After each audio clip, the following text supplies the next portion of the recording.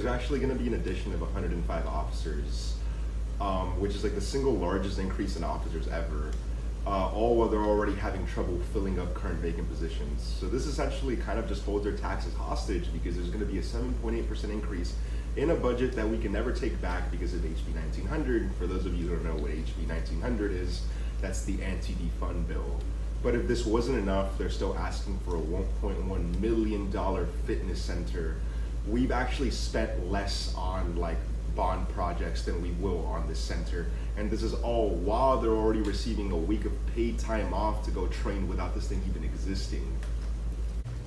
So let's talk about it. Let's talk about how the U.S. spends $123 billion every year on policing. That makes us #1 in the world on spending in the policing from the government. More police leads to more arrests for low-level incidents, which we know has little effect on public safety. And it disproportionately affects communities of color and harms families and communities through the implicit biases, racial profiling, and leads to more likelihood of an interaction with the police, which often leads to going into the criminal legal system.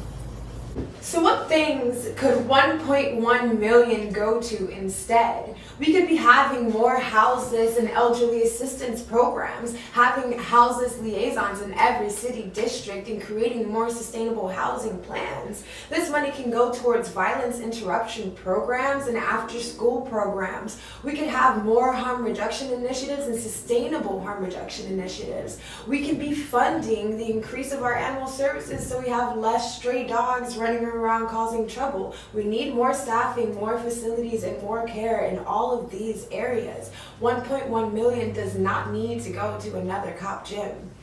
1.1 million could look like 180 AC units going to our elderly folks as temperatures rise in Texas. It could look like 1,400 school meal plans for the year for children who need it. It could look like 20,000 units of Plan B for emergency contraceptive.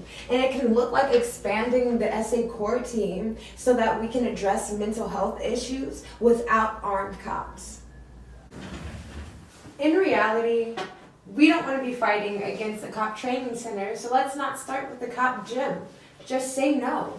Having unarmed special assisted police responses to 911 calls has worked fundamentally well for places like Eugene, Oregon, Denver, Colorado, and Olympia, Washington. Removing police completely and replacing them with other forms of intervention alongside positive investment with communities has been proven to work. On a 5-day experiment in Brooklyn, New York, we saw 911 calls drop to almost zero when the police were removed from the situation. So we can start somewhere.